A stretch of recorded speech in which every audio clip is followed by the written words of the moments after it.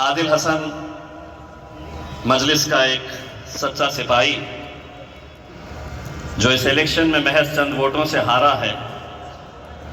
मैं आदिल भाई को यह कहना चाहता हूं कि आदिल भाई, 1 साल के अंदर मैं 2 इलेक्शन हारा हूं। एक एमपी का इलेक्शन, एक एमएलए का इलेक्शन हारा हूं। इलेक्शन हारा था, हिम्मत नहीं हारी थी।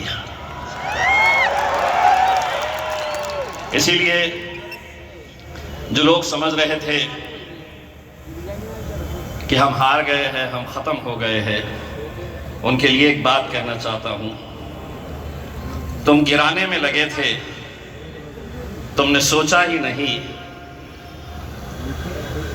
मैं गिरा तो मुसीबत बनकर खड़ा हो जाऊंगा।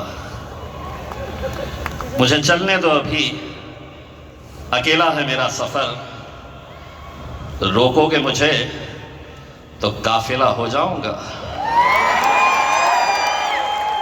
और आज अल्हम्दुलिल्लाह वही काफिला लेकर हम महाराष्ट्र से निकले और हैदराबाद की इस सरजमीन के ऊपर आए।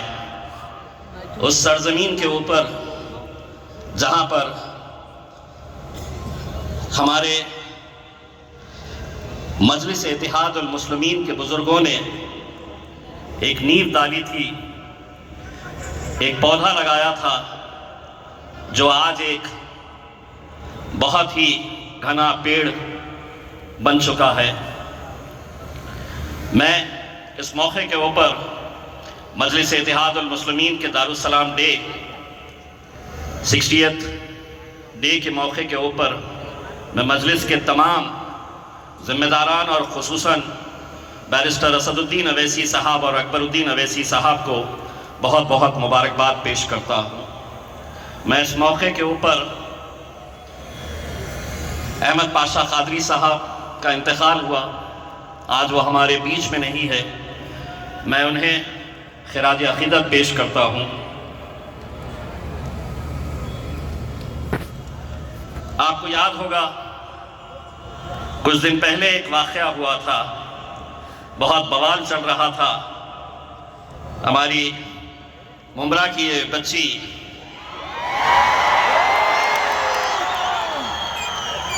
उसने अपने जीत की खुशी के अंदर उसने एक बात कही थी कि हम मुमरा को हरा कर देंगे। तो इतना बवाल किया गया था मानो देश में कोई मुद्दा बचा ही नहीं था। 8 बजे रात में, 9 बजे रात में, 10 बजे रात में कोई भी चैनल खोल लो तो बस उसी के ऊपर चर्चा हो रही थी कि मुमरा को हरा कैसे किया जा सकता है। एक भारतीय जनता पार्टी का एक तोतला नेता है, वो वहां पर पहुंचा मुमरा में और वहां पर जाकर उसने कहा इतने ऊपर तेज तल दो।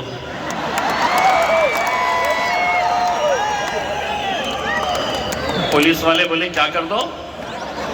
तो बोले इतने ऊपर तेज तल दो।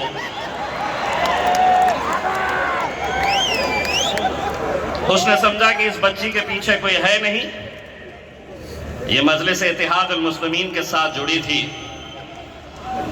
मैं जब वहां पर ये देख रहा था कि किस तरीके से भारतीय जनता पार्टी, शिवसेना वाले, कांग्रेस वाले इसका बवाल कर रहे थे और इस बच्ची को टारगेट किया जा रहा था, तब मैंने कहा कि रुको, तुम्हारा बाप आ रहा है।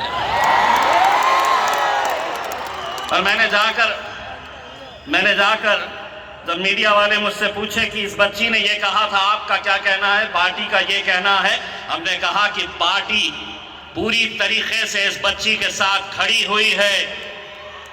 और मैंने कहा कि सुन तोतले, बच्ची ने तो मुमरा के बारे में कहा था, मैं तो अल्हम्दुलिल्लाह पूरे महाराष्ट्र को हरा करके निकलूंगा इंशाअल्लाह। और आज हमने जब हजारों गाड़ियों का काफिला लेकर निकले तो झंडे कौन से कलर के थे पता है? महाराष्ट्र के कोने कोने से गाड़ियों पर हमने तिरंगा लहराते हुए मजलिस इत्तेहादुल मुस्लिमीन के हरे झंडों को लगाकर हम यहाँ पर आए। मैं सिर्फ इतना कहना चाहूँगा कि महाराष्ट्र में हाल ही के महानगर पालिका और नगर परिषद के इलेक्शन में महानगर पालिका में 125 सीटें और नगर परिषद में 83 सीटें जीते हमने। उसमें आप लोग कहाँ कहाँ कैसे कैसे क्या क्या चल रहा था। अरे अल्हम्दुलिल्लाह आरएसएस के गढ़ में भी अपना झंडा लहराए है अभी नागपुर के अंदर, और अभी तो शुरुआत है।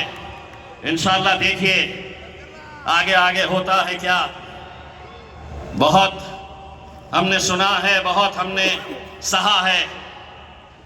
अभी कुछ देर पहले जब यहाँ पर हम आकर बैठे तो यहाँ पर सामने एक बंदा बैठा हुआ था।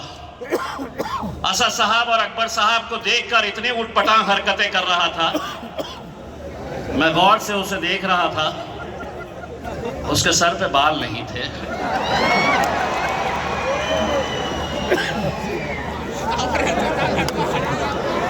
नहीं, वो बोलना है असद भाई इसलिए जरूरी है। मैं बोला कैसा आ गया। पी जाएंगे और वहां पर जाकर अपने बालों पर वहां जाकर असद भाई महाराष्ट्र हो गया है इलेक्शन, तेलंगाना हो गया है इलेक्शन। आपके जाने से, आप दोनों के जाने से पहले आप हमें इजाजत दे दिए, हम जाके थोड़ा सा हाथ घुमा के आते हैं वहां पर उत्तर प्रदेश के। आपने सुना होगा कि आज इस मुल्क के अंदर कैसी कैसी बातें। आसाम के एक मुख्यमंत्री साहब ने कहा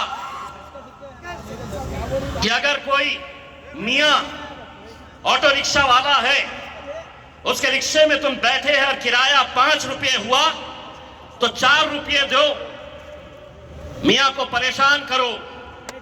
असद भाई ने जवाब दिया, तू 1 रुपया कम दे रहा है, ले मैं तुझे 2 रुपये देता हूं, 1 रुपया और देता हूं। यही बात अगर अकबर भाई बोले होते तो क्या बोले होते? क्यों मियां, 2 खींच के देता हूं तुम्हारे को। पैसे की बात कर रहा मैं, हाँ, बाकी और कुछ भी नहीं, वरना ये लोग बैठे हुए हैं उसमें अपन सिर्फ पैसों की बात कर रहे हैं। सिर्फ सवाल ये पैदा हो रहा है कि एक बिहार के एक मुख्यमंत्री एक बच्ची का हिजाब खींच लेता है और उत्तर प्रदेश का एक मंत्री कहता है कि सिर्फ हिजाब तो खींचा है, अगर हाथ इधर उधर चले जाता तो क्या करते?